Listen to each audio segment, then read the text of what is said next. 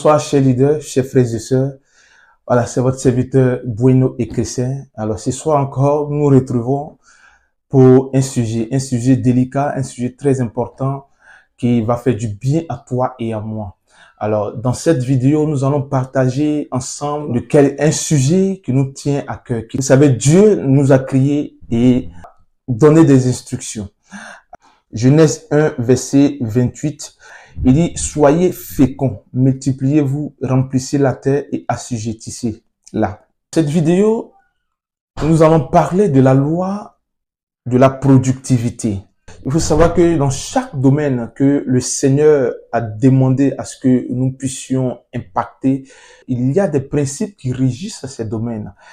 Et la dernière fois, je l'ai dit, méconnaître ces principes va créer un chaos, un dysfonctionnement, la mort dans tes activités, dans tes projets. C'est pourquoi, en tant qu'enfant de Dieu, il faut avoir la sagesse, connaître les principes et les lois qui régissent le domaine dans lequel tu veux te lancer. Tu as un projet, tu as un business à monter, ne te précipite pas. Prends la peine de connaître les lois spirituelles, car il faut savoir que les lois spirituelles domptent le physique. Tout ce que nous voyons tire son essence du spirituel. Quand vous prenez le livre de Job 38, verset 33, le Seigneur dit que les lois spirituelles influencent la terre. Donc, pour que toi et moi puissions impacter et dominer la terre, il faut que nous prenions conscience des lois spirituelles qui régissent non seulement la terre et les domaines que nous voulons s'investir. C'est pourquoi, toi qui es homme d'affaires, toi qui es chef d'entreprise, cette vidéo t'est destinée.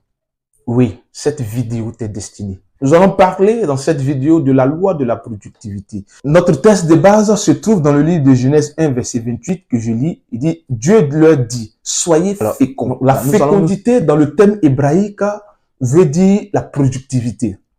Donc, le Seigneur nous dit d'être productif. Donc, la productivité, selon le royaume, c'est la capacité d'utiliser ses talents, ses ressources et son temps pour glorifier Dieu et de servir les autres et contribuer positivement à la société.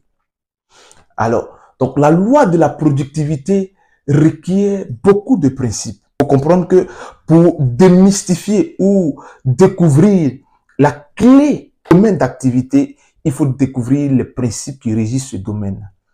Alors, donc ce soir, nous allons parler de quelques principes, mais avec le temps, puisque c'est une courte vidéo, nous allons parler d'un seul principe. En tant qu'homme d'affaires, le Seigneur veut que vous soyez productif, quel que soit vos domaines d'activité. Il veut que vous soyez productif.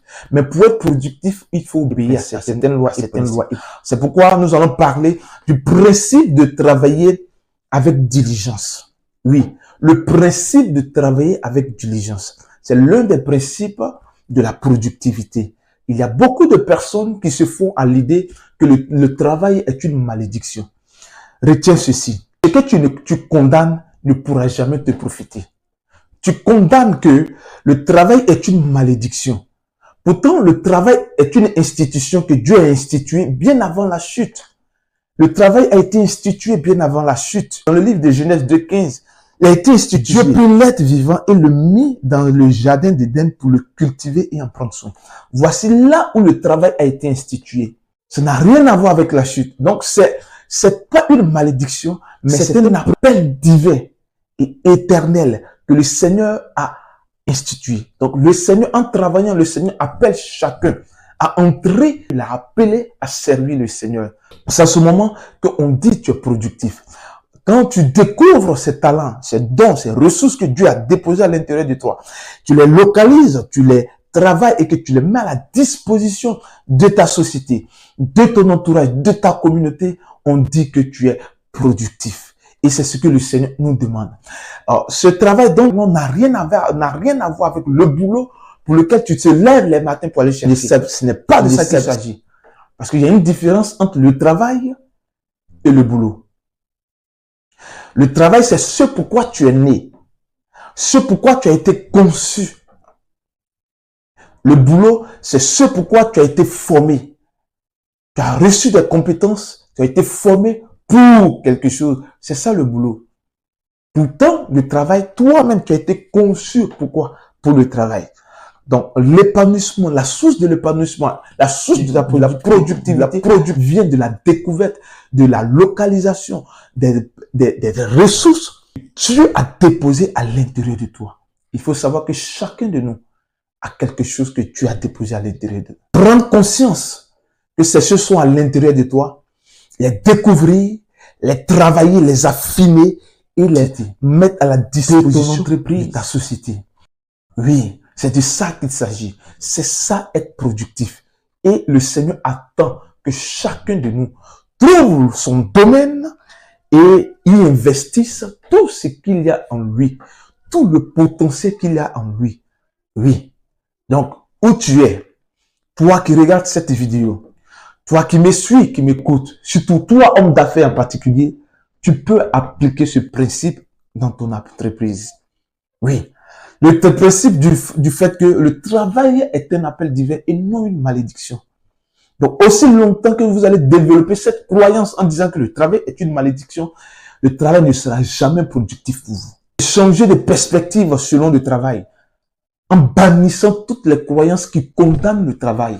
C'est en ce moment que le travail sera bénéfique pour vous et que vous entrerez maintenant dans votre épanouissement. Parce que quoi? Vous maintenant travaillez pour non seulement gérer la société et aussi pour glorifier le nom de Jésus. Ce sujet que j'aimerais partager avec vous. Alors, si vous avez aimé la vidéo, désormais, nous allons faire plus de vidéos. Nous allons parler du management, les principes qui régissent le management, les affaires, les principes qui régissent les affaires. Nous allons parler de tout cela. Tu vas prendre la peine de t'abonner, que nous puissions ensemble aller là où le Seigneur nous demande. Oui, c'est à l'intérieur de toi. Ne laisse pas mourir ce que Dieu a déposé à l'intérieur de toi. Ta génération est ta génération. Lève-toi, prends conscience et c'est ta génération. Ne baisse pas les bras.